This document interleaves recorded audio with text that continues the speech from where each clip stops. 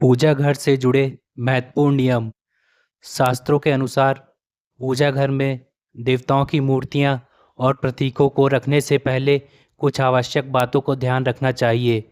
सही प्रकार की मूर्तियां का चयन और उनकी उचित संख्या बहुत महत्वपूर्ण होती है।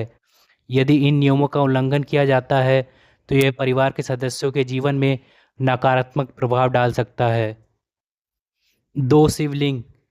एक ही घर में दो शिवलिंग रखने से मानसिक अशांति उत्पन्न हो सकती है।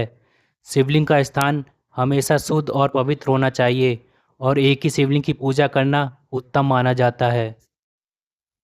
तीन गणेश मूर्तियाँ। गणपति विघ्नहर्ता माने जाते हैं, लेकिन यदि घर में तीन गणेश मूर्तियाँ रखी जाएं तो यह शुभ फल नहीं देता। यह घर के सदस्यों के बीच मतभेद या आर्थिक परेशानियों का कारण बन सकता है। दो शंख। शंख को शुभ माना जाता है और इसका उपयोग पूजा के दौरान किया जाता है, लेकिन घर में दो शंख रखना अनुचित माना जाता है क्योंकि यह नकारात्मक ऊर्जा को आकर्षित कर सकता है। दो सूर्य मूर्तियाँ। सूर्य देव को शक्ति और ऊर्जा का प्रतीक माना जाता है, लेकिन घर में दो सूर्य प्रतिमाएं या चित्र रखना अशुभ प्रभाव डाल सकता है। तीन दुर्गा मूर्तियाँ। देवी दुर्गा शक्ति का स्वरूप हैं, लेकिन यदि घर में तीन दुर्गा मूर्तियां रखी जाएं तो यह गृहस्थ जीवन के लिए अनुकूल नहीं होता। दो गोमती चक्र। गोमती चक्र को सुख समृद्धि का प्रतीक माना जाता है, लेकिन घर में दो गोमती चक्र रखना अशुभ माना जाता है। दो शालिग्राम। भगवान विष्णु के प्रतीक माने जाने वाले शालिग्राम को अत्यंत पवित्र माना जाता है। हालांकि घर में दो शालिग्राम रखने से मानसिक तनाव बढ़ सकता है। धार्मिक शास्त्रों में पूजा पाठ से जुड़े कुछ आवश्यक नियम बताए गए हैं, जिनका पालन करना हर व्यक्ति के लिए आवश्यक माना गया है। इन नियमों का पालन करने से घर में सुख समृद्धि बढ़ती है और नकारात्मक ऊर्जा दूर होती है। हर हिंदू घर में भगवान का एक मंदिर अवश्य होता है, चाहे वह बड़ा हो या छोटा। यह मंदिर न केवल श्रद्धा और भक्ति का प्रतीक होता है, बल्कि सकारात्मक ऊर्जा और शांति का केंद्र भी माना जाता है। अक्सर लोग पूजा घर और पूजा करते समय कुछ ऐसी गलतियां कर बैठते हैं जिनका उन्हें ज्ञान नहीं होता। ऐसी अनजानी गलतियों के कारण न केवल पूजा का संपूर्ण लाभ नहीं मिल पाता, बल्कि यह अशुभ प्रभाव भी डाल सकता है।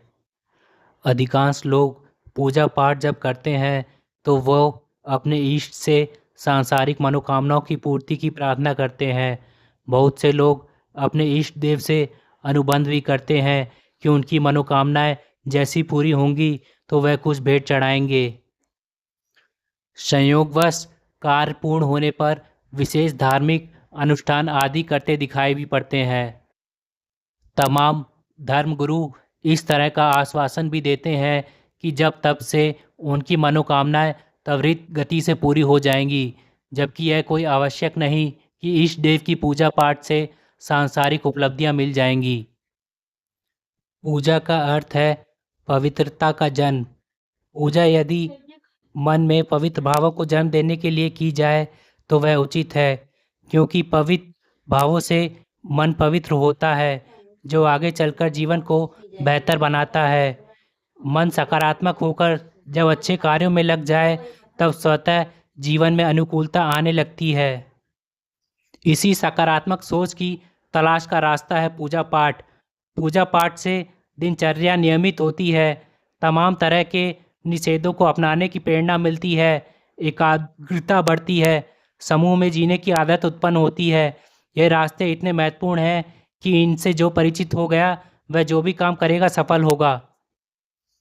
पूजा पाठ में प्रयुक्त होने वाले पदार्थ भी शारीरिक एवं मानसिक स्वास्थ्य के लिए लाभप्रद होते हैं। सभी धर्मावलंबी पूजा कार्य में पुष्प, चंदन आदि पदार्थ अपने इष्ट देव को चढ़ाते हैं। इनके जो प्राकृतिक एवं औषधि गुण हैं वे उपासक को जरूर मिलते हैं। जिस व्यक्ति में सकारात्मक आत्मबल और दृढ़ता है वह नादानी नहीं कर सकता। इसलिए पूजा पाठ प्रार्थना को बाहरी संसार में कुछ पाने की जगह आंतरिक संसार से वह सद्गुण पाने के लिए करना चाहिए।